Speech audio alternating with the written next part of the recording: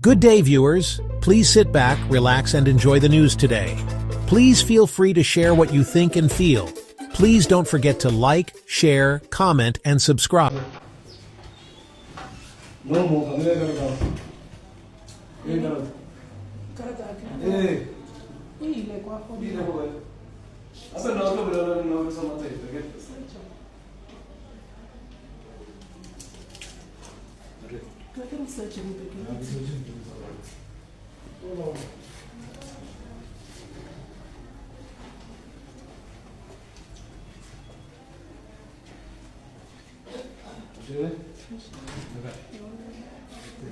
Akhir bahu lu lekai, teh lekai.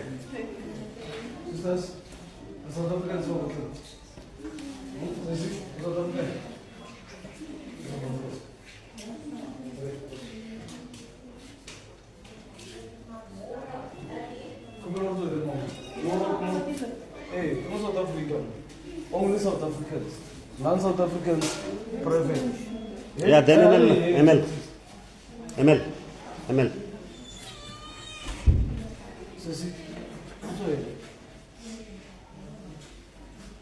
Come on, the children champion. Mama, lekai. Kau pela pas sama. Apa sih? Kau pela pas.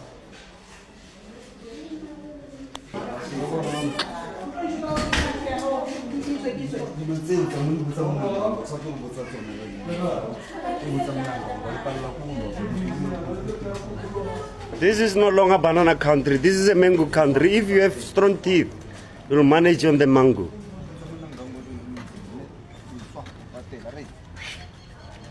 Ya go private clinic, ma'am. Ya go private clinic. Enar kau kira kamu HP, ma'am? Are? Sama ya, ma'am. Otor selika biano, ma'am.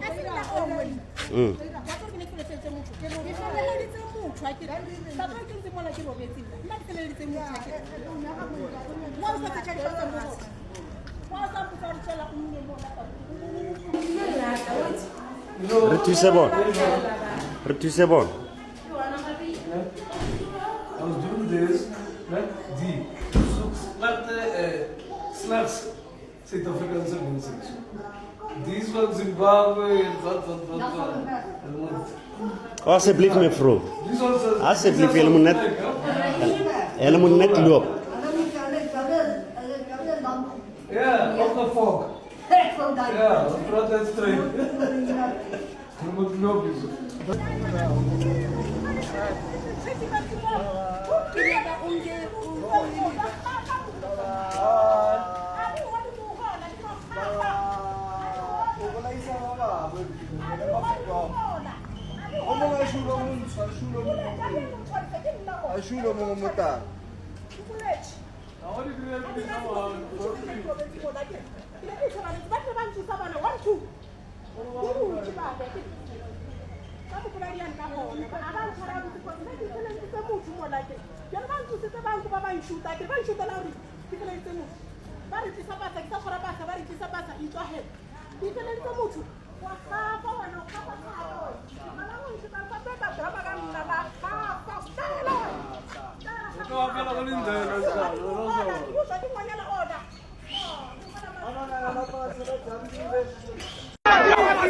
Go look for a job. If you have a family, you cannot work up with no money. Chasing your fellow blacks. Go fight for the land. Go fight for the land of South Africa. Go fight for the economy. Fuck you. Go fight. Go work. Go do a job. Leave us alone. We are Africa. This is our continent. We are Africa. This is our continent. Yes, we are Africa. This is our continent. This is... No, this is the thing. It's good. It's good. This is our continent. We are Africans. Go and fight for their land. Go and fight for their land. Fight for the economy of South Africa. People are Africa alone. Leave us alone. Leave us alone. Leave us alone. If you have a family, you can do this. Yes. If you have a family, you can do this. No.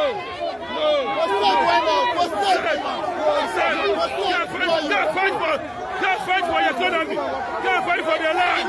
Can't happen.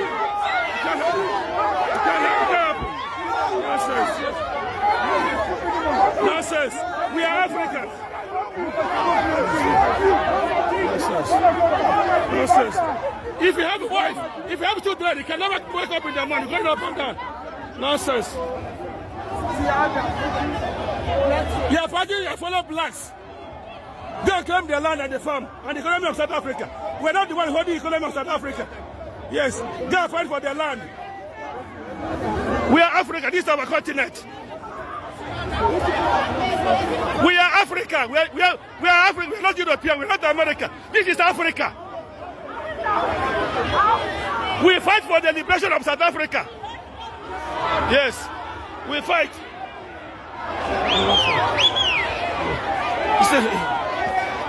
This is Africa. This is Africa. This is Africa. Go fight for the land. Go fight for the land. Go come reclaim the land.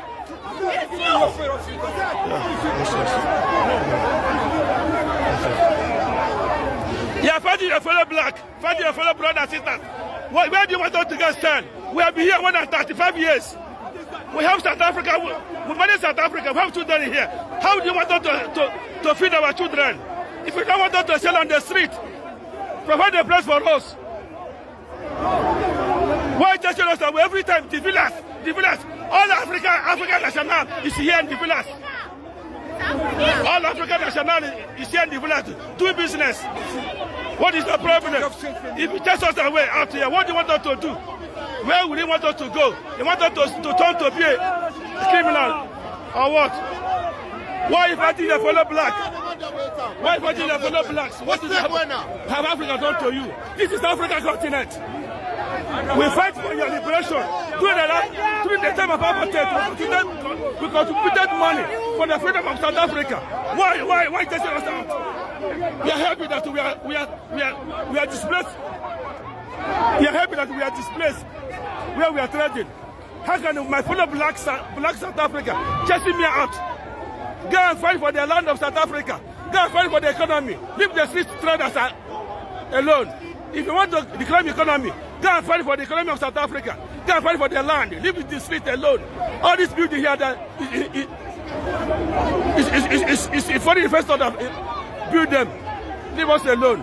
Why do you hate your fellow blacks? Where are you supposed to fight? You don't want to fight here.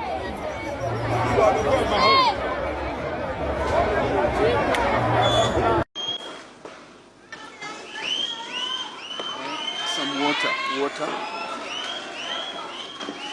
Thank you. Let's be seated, please. Amandla.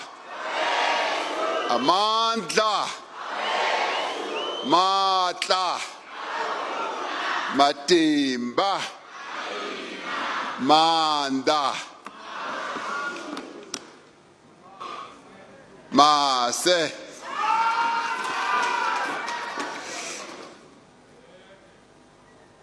Program Director, Minister Kumbuzo Nchabeni, former Deputy President of the Republic of South Africa, Phumzile Mlambo-Ngcuka, Minister of Human Rights of the Federative Republic of Brazil, Ms. Makai Evaristo, ministers from our government here in South Africa who have come in numbers, and deputy ministers as well, members of our parliament, premiers of our provinces. I've seen the premier of Gauteng where we are, and the premier of KwaZulu-Natal, councillors of our local government and mayors, and members of our provincial legislatures, delegates from the G20 member states who are here present, representatives of international organizations who are here present, co-conveners of the Social Summit and Sherpas of the G20, members of the diplomatic corps, heads of delegation, representatives of religious and Khoi and San religious leaders, delegates and guests and friends. Sanbonani, Dumelang, Abshin, Khuyemore, Molweni, Dimacheron, Lochani, Rishile. I greet you all in the name of the people of South Africa, but also greet you in South Africa's beautiful languages. One of these greetings, Sanibonani in the Zulu language, typifies precisely what we are about. It literally means we see each other. We are acknowledging the personhood, the value, and the dignity of the one that we are meeting. We are also affirming the cherished principle of Ubuntu. I am because we are. This is the spirit in which this G20 Social Summit is being held. And it speaks very loudly to the proverb that we have on the African continent, that if you want to go fast anywhere, go alone. But if you want to go far, go together. This is what we are doing. There are some who have dubbed what we are doing through the G20 Summit by holding a number of other G meetings, which I'll speak about in a little while, that we are having a G100, a G1000, and that is true. We are having a G1,000,000 because we are about inclusiveness, bringing people together, and this summit is possibly the best of all the G summits that we are going to have. So I want to applaud you. I want to thank you all for being here, and I want to thank you for your contributions, which I hear have ended up with a beautiful declaration. Beautiful things are happening in South Africa.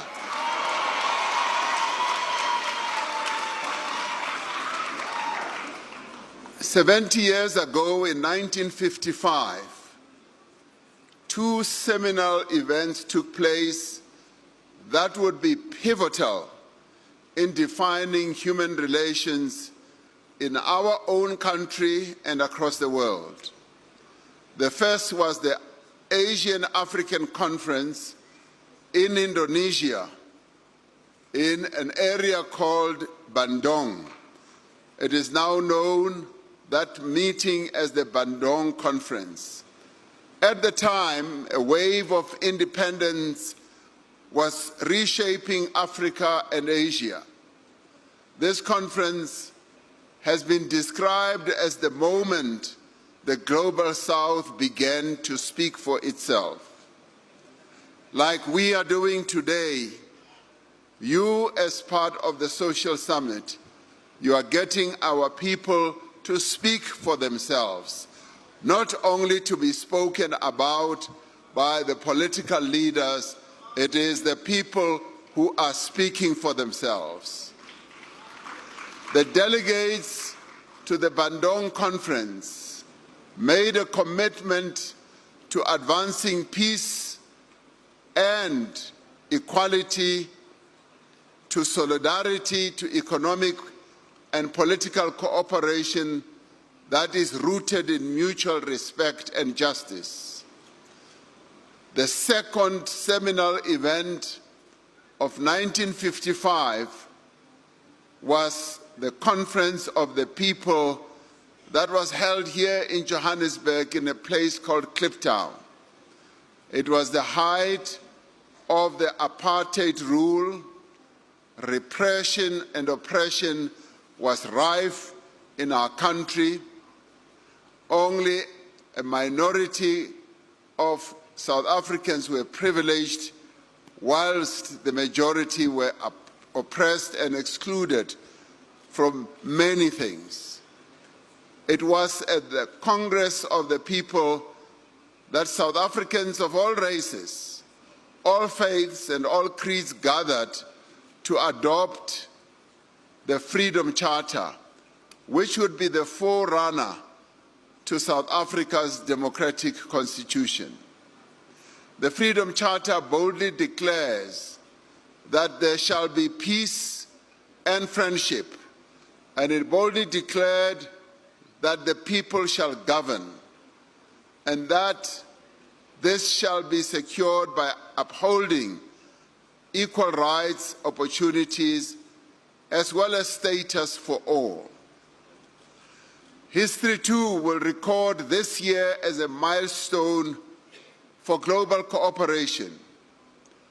We affirm the historic nature not only of the first summit of the G20 to take place on African soil, but also of this social summit, a gathering of the peoples from across the world. You are making history. The initial history was made in Brazil when President Lula convened a social summit of the G20. But you are making history because this is the very first time that a social summit of the G20 is being held on African soil, and you can applaud yourself.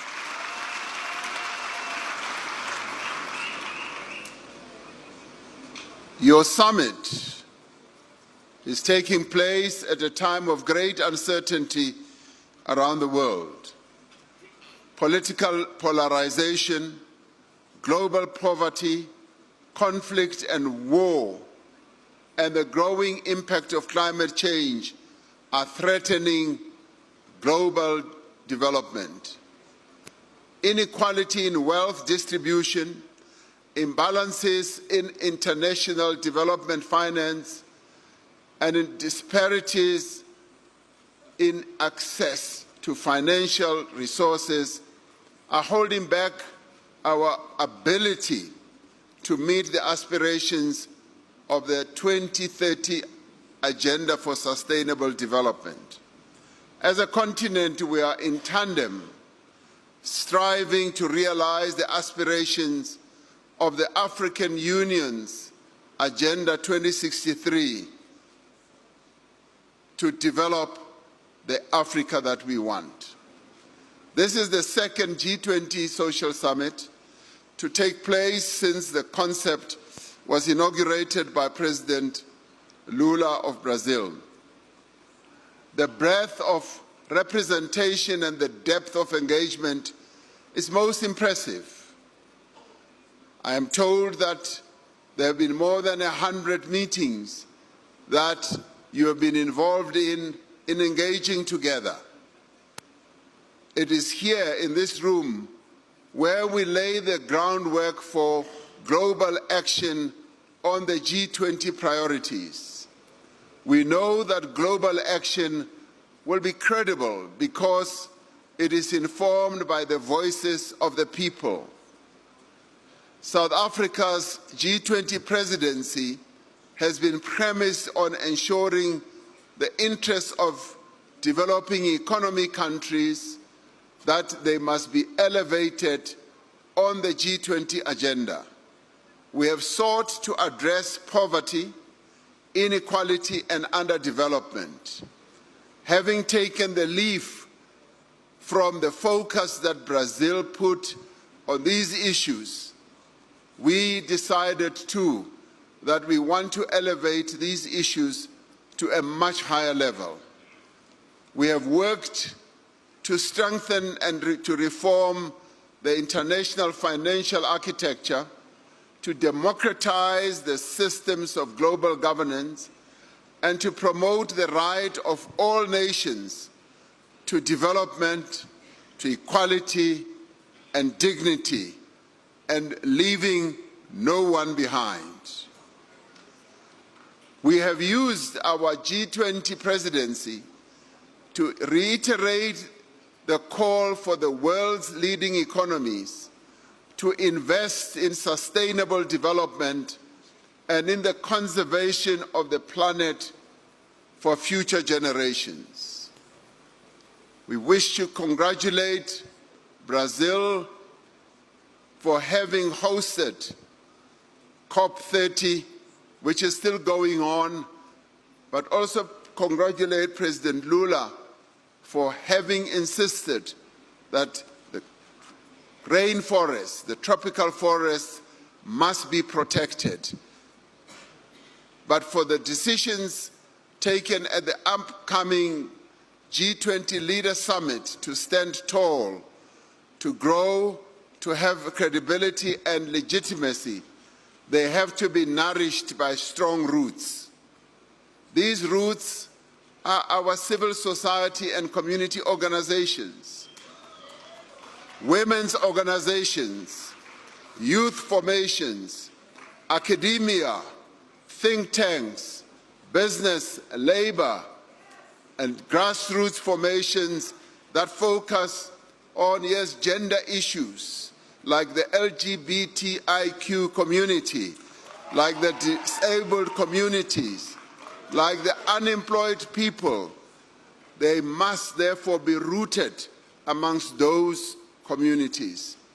We are fortunate to have secured the full and meaningful participation of all the formations in this summit, including, and by no means am I going to count them all, including the Women 20, the Youth 20, the Business 20, the Civil 20, the Labor 20, the Parliament 20, the Media 20, the Disability 20. Now you will have to tell me which one is left, because there are so many.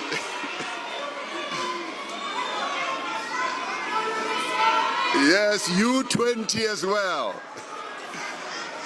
So there has been a broad and far-reaching consultation over the last year. Now all these 20s have come together, and this is what strengthens your summit, because we should not only focus on the Leaders' Summit, which will be starting day after tomorrow. We should be focusing on the people. And let me say that, you know, when the Leaders' Summit meets, they meet like in a boardroom. Now your setting here is much more beautiful. So you are better than the Leaders' Summit that I am going to be chairing. So you can congratulate yourselves. There have been dialogues on issues as diverse as digital inclusion, equitable transformation, and climate justice. There have been discussions on just and sustainable finance, on media freedom, on strengthening democracy, and the achievement of the Sustainable Development Goals. Delegates to this summit have recognized the need to build resilience and inclusive value chains to protect vulnerable countries from increased volatility, particularly in global trade. The Social Summit has reaffirmed the importance of an inclusive transition to a low-carbon, climate resilience economy that is guided by those most affected. Delegates are calling on the G20 Leaders Summit to demonstrate leadership in scaling up global water investment for the benefit of all. The G20 Social Summit has sought to ensure that global leadership protects society's most vulnerable. Today is World Children's Day, when we commemorate the adoption of the Convention of the Rights of the Child. This was the first global UN convention ratified by the newly democratic South Africa. This social summit has called for more resources to be devoted to eliminating child poverty and hunger and to ensure that children are protected. Our own government, having realized that in some parts of our own country there are challenges about child hunger, is going to be doing something quite significant to address the issue of hunger and poverty amongst vulnerable societies. We are going to be focusing on that. Progressive deliberations at this summit have culminated in the calls for greater political commitment to advancing young people's access to opportunities. It has called for the health and well-being of women and children to be prioritized and for greater representation of women in all facets of society. Gone should be the days when women are relegated to the back of everything that happens in society. We should actually be saying, this is the century of women. Women must take their rightful place in playing a key role in the affairs of the world. As South Africa, we have lent our support to the Global Leaders Network for Women's, Children's and Adolescents' Health. As the Global Leaders Network, we are deeply concerned by the effects of the withdrawal of overseas development assistance on initiatives supporting health services, delivery and health systems in many parts of the world. We are committed to work together to mobilize global health financing so that the most vulnerable are not further deprived of their rights to care. It was the great African revolutionary Thomas Sankara who said that there is no true social revolution without the liberation of women.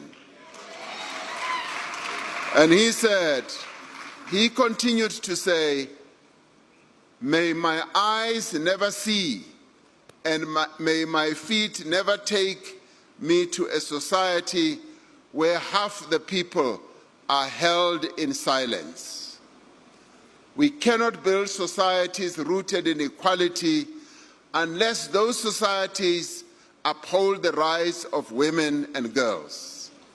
Sustainable societies are those that recognize, that value, and also compensate the labor and economic contribution of women. No society can thrive for as long as gender-based violence and femicide continues to be the agency of women that is denied. The violence perpetrated by men against women in many countries around the world erodes the social fabric of nations. It imposes a heavy burden that constrains development and weakens inclusive growth. Men and boys are critical partners in transforming harmful norms and advancing gender justice. They must be actively involved in challenging inherited attitudes, power imbalances, and social structures that normalize violence and silence survivors. Here in South Africa, we do have a challenge of gender-based violence, and the women of our country are crying out that they need much more focus on the issue of gender-based violence. They need protection, they need support, and they need assistance, largely from their government as well as from the men of South Africa. And it is for this reason that we've said, we, in recognizing the plight of our women, we're now going to classify gender-based violence and femicide as a crisis that needs to be addressed. We have agreed among all social partners that we need to take extraordinary and concerted action using every means at our disposal to end this crisis. The collective perspectives that have been expressed at this summit on all the issues and more will enable governments and decision makers to better understand people's practical lived experiences. They will be able to better understand what works and what doesn't work, and to better understand what must change. Collectively, the members of the G20 represent 85% of global GDP, 75% of global trade, and 2/3 of the global population. For the G20 to fully live up to its mission of promoting international financial stability and deepening economic cooperation, there should be no unwritten rules about those who feast and those who must be settled for scraps. It cannot be that a country's geographical location or income level or army determines who has a voice and who is spoken down to. And it basically means that there should be no bullying of one nation by another nation. We are all equal.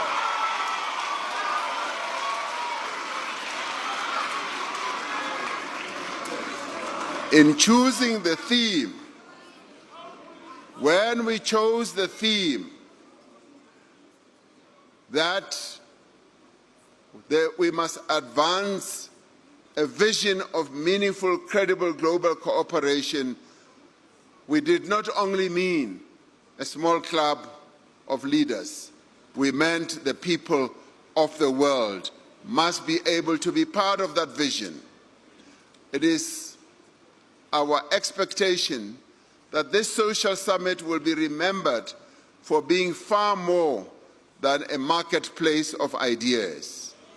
Just as the Bandung Conference in Indonesia in 1955 elevated the voice of the Global South, and just as the Conference of the People in 1955 here in South Africa harnessed global solidarity against apartheid, one previous speaker from, Oxfam, said that this struggle against apartheid was the biggest struggle that he had ever seen.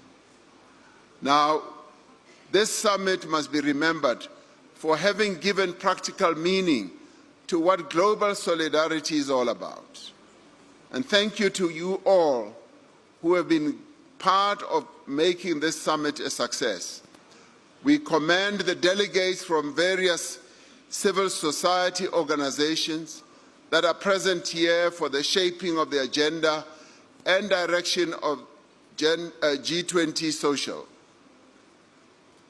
And in many ways, for you who are South Africans, it already gives us a very good idea of what our national dialogue will be about and what we hope that it will yield, your participation.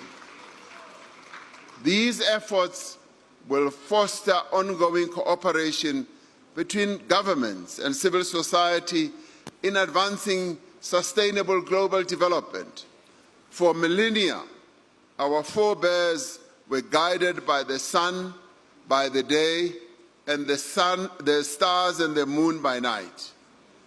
They relied on nature to show them the way as they traversed the ancient trading routes of Timbuktu, as they navigated the mighty Congo River and the mighty Nile River, as they made their ways across the vast expanses of the Kalahari and the Sahara Desert.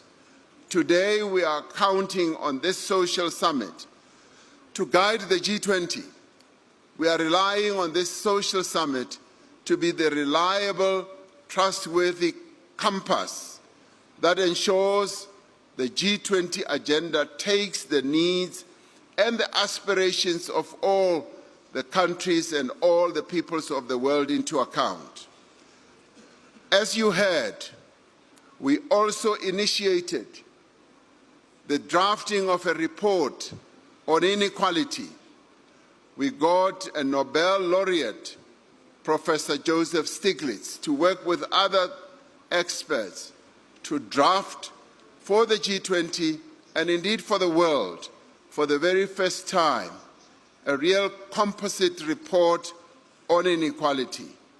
And we hope that the focus on inequality will now be taken to another level. And we hope that we will be able to set up a global inequality panel that will operate at the same level as the COP20s and the COP30s that focus on climate change. Inequality deserves more, if not as equal as what we are treating climate change as. It is our collective wish that this G20 Social will guide us along the path of solidarity, of equality and sustainability. No matter the headwinds, no matter the geopolitical shifts, no matter the challenges, we will keep our eyes fixed on the horizon of progress and shared prosperity. We will set a new course for the world, and in many ways the declaration that you are about to present to me today is a declaration that will set a new course for the world, and we will create a new future for the people of the world as it is implemented.